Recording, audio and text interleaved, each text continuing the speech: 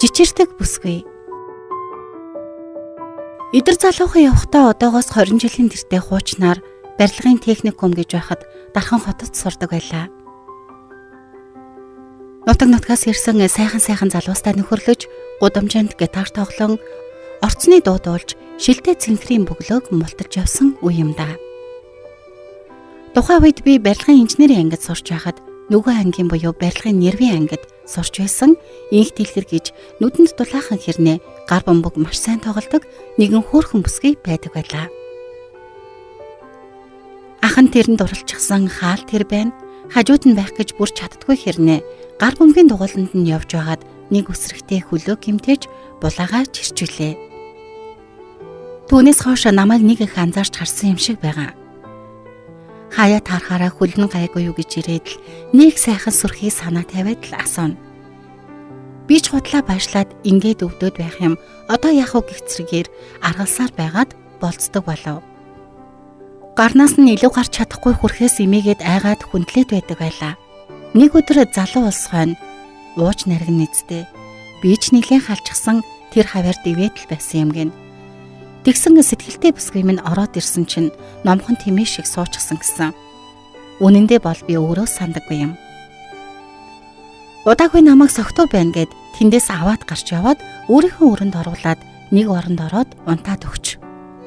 Би ч мдээгүй хүн чинь сэрсэн нэг эмэгтэй хүн хажууд хагас нүцгэн унтаж байдаг. Байгалийн гэрэлд өрөөх тойруулан харсан чинь хоёулахны нэг өрөнд байгаа юм байна гэдгээ мэдээд хин юм бол гэд өндөгөөд харсан сэтгэлтэй бүсгүй минь байдаг байгаа. Би гэдэг хүн чинь сандраад л бараг орноос нь үсрээд босчихсан.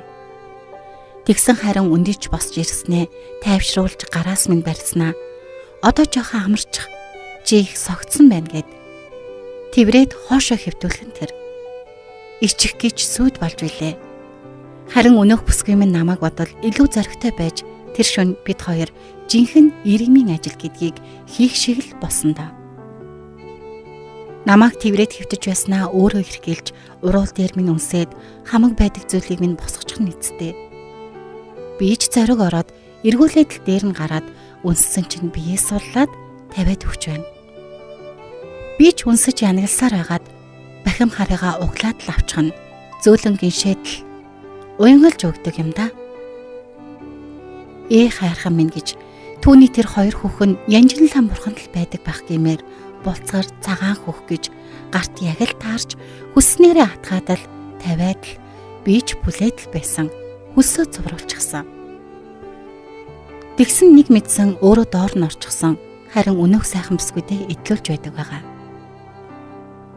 Дээр гараад хөдлөختөө уян налархаа гэж чигтэйхэн номраад л харахаас бүр нэг цаанаа янаг бүсгүй юм чинь арга байж үдэ. Хөдөлгөөн бүрэн сэтгэл татам яг л соронц шиг сайхан байсан. Надаас их намхан биш ч гэсэн яг нүцгэлэхээр твэрч байгаад их жижигхэн л бүсгүй шиг санагдаж илээ. Тэгэхэд тэр бүсгийн гэрхтэн хөхөж үзвэл ямар бол гэд анхудаа бодож үзсэн юм. Ямар одоо үе шиг тийм нээлттэй байсан биш.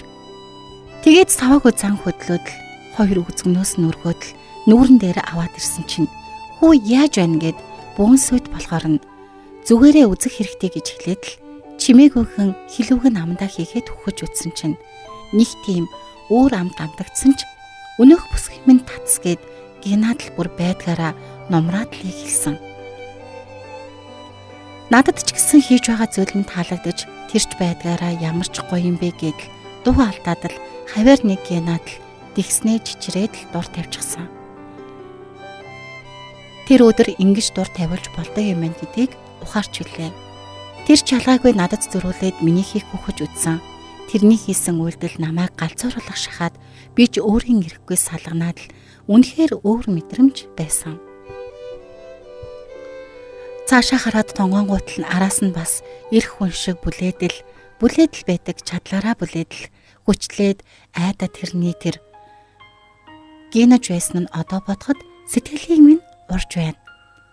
Хаанаас ундардаг их тачаал юм маш үзэсгэлэнтэй тэгсэн хэрнээ маш мэдрэмжтэй. Дур ханах бүртээ чичирдэг тийм бүсгүйтэй энэ насандаа ахиж учраагүй явна да.